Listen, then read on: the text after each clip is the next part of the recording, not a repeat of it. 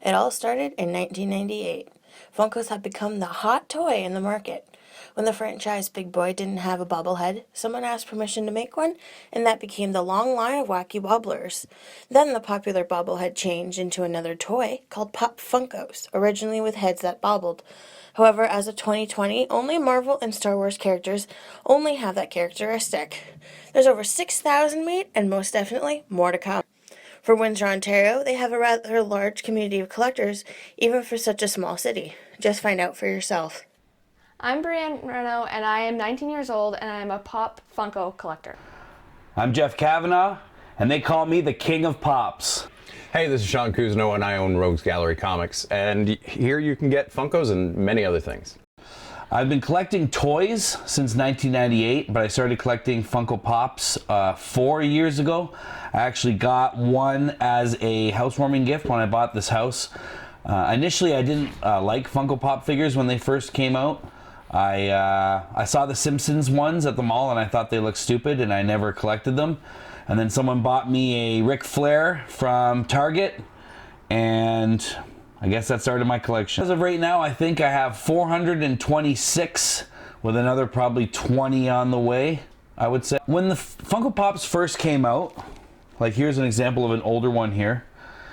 The eyes on Krusty the Clown, they're kind of like tiny and like too close together and stuff.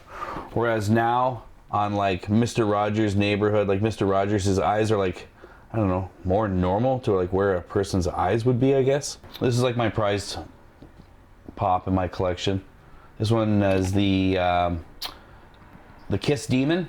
Came out in 2010. And this was a 1 of 36 chase. So if you open a case of these comes 36 in a box. If you open a case, only one will have the tongue sticking out and will glow in the dark. So that's my prized possession from back in the day. I started a Facebook page called Windsor Funko Pop Friends, and just got together local collectors, and we talk pops and we talk stuff. And now we get together and we play cards, or we have bonfires, stuff like that. So it's more of like, it's a community now. Everyone kind of collects and helps each other out. It's fun to go on trips over to the States with other people looking for pops, or going to Comic Cons, toy shows, stuff like that. I would always try to find out information on when new pops were coming out, or like variations, because I was still new to Funko Pops. Like, I'd collected Hot Wheels and wrestling figures and stuff in the past, and I hadn't collected Pops before. So I just thought it would be cool if there was like a local group where everyone could, like, you know, talk Pops and new releases and buy, sell, trade. So this is the bucket of chicken, and inside it has a gold pop of the Colonel and a Colonel Sanders finger looking good Funko stylized t-shirt, but I'm going to keep it in this cool bucket.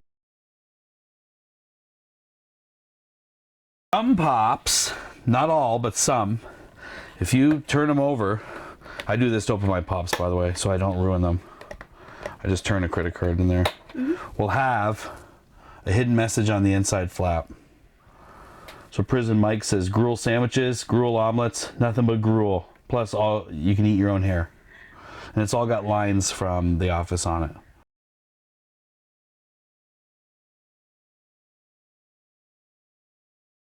I've been collecting Pop Funkos for about 2.5 years now. It started, I was at a gaming store with my father, and I saw the whole wall that they had, and I'm like, oh, these seem interesting. Then I saw Sasha, which was my first ever one. She's a wrestler from WWE. I saw it, and I'm like, I need to have this. And then once I looked at the back, I'm like, oh, there's more of these. I'm interested. So it just kept going on, and I've been a collector for years now. I do see myself with a lot more in the future as I progress in my career, because I'm gonna be honest, I am jobless at the moment, but I am looking. But I do see myself in the future with a stable job, and I do see myself with a lot more than I have now. I do want to start collecting Harry Potter Funkos because it's one of my favorite movies, and I grew up watching. And I just want to have those just to remind myself that it's part of my childhood.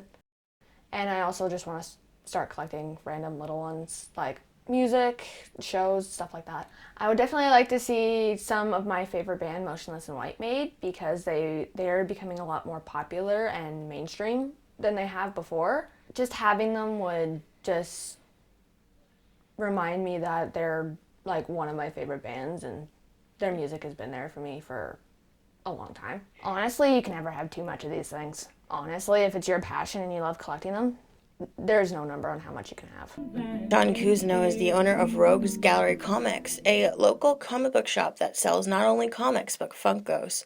Unlike big brand stores like Walmart, Indigo, or U.S. stores like Target, Kuzno purchases his stock from diamond distributors and can hopefully find the Funko you're looking for. Been selling Funkos here, oh man, close to a decade. It's never been as big as it is right this second, but close to a decade.